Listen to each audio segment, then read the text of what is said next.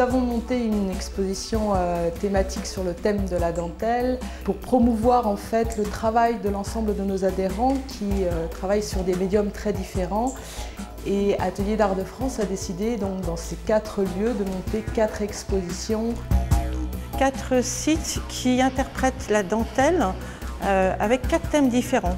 La dentelle gourmande à l'étoile, la dentelle architecturale à Scribe, la dentelle végétale dans le Marais et ici, près de la Bastille, au Viaduc des Arts, la dentelle en mouvement.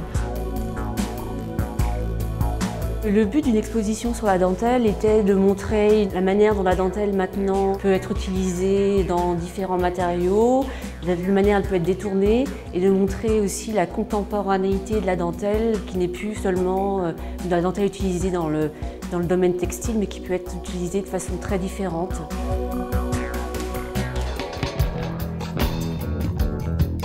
La dentelle, ici, dans ces boutiques, est partie en fait d'une création de Charlotte Falsini que j'ai aperçue un jour dans son atelier et qui est un claustrat de dentelle de faïence, une pièce monumentale, très aérienne, un défi technique en soi. Et du coup, autour de ça, nous avons brodé en essayant d'avoir des artisans qui travaillaient des médiums très différents comme le verre, la dentelle de verre, la dentelle de grès, ce qui est assez particulier, la dentelle de bois également et la dentelle de porcelaine.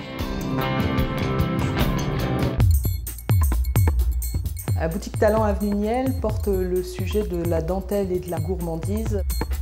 C'est parti du travail du fil de Scooby-Doo dans des couleurs très acidulées ou voire des noirs et des blancs aussi. Il y a également le très beau travail purement textile et qui réinvente un peu l'aspect dentelle.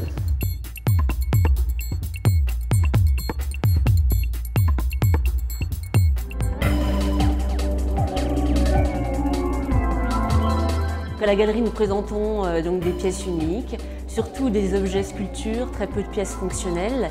Et on incite aussi les artistes qui sont sélectionnés pour les expositions à travailler sur la thématique et à travailler aussi en fonction de l'architecture du lieu. Certains ont travaillé exprès pour l'exposition avec des pièces plus particulières qu'ils n'avaient pas encore réalisées et d'autres donc travaillent l'aspect dentelle et on a réfléchi à des œuvres pour l'exposition.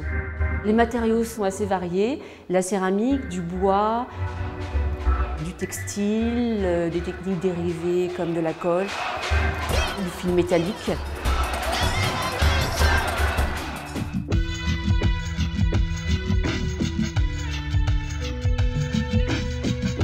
C'est un lieu différent des autres lieux puisqu'il a pour mission première la démonstration des savoir-faire.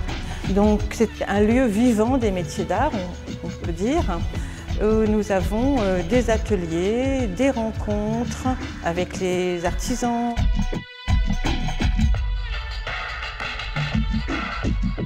Il y a effectivement une grande attirance du public pour le savoir-faire. Comment réaliser cette pièce? Quelle est l'inspiration? Et tout simplement la rencontre. Et le public est avide de rencontrer les créateurs.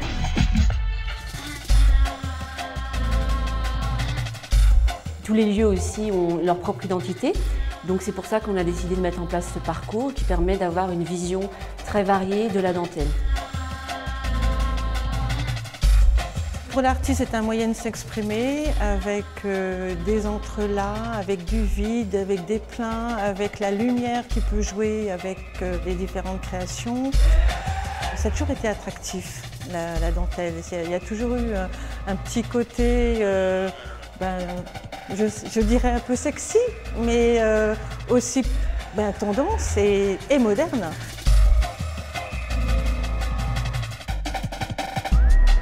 Ce parcours, il a vraiment été fait pour que les gens redécouvrent les métiers d'art. Comme la dentelle, une création artistique qu'on avait complètement oubliée. Les métiers d'art, on partait d'assez loin aussi, ça va beaucoup mieux maintenant. Tous ces gens-là ne s'inspirent pas de choses qui sont dans la vie, mais sont le tremplin du design de demain, des créations contemporaines de demain.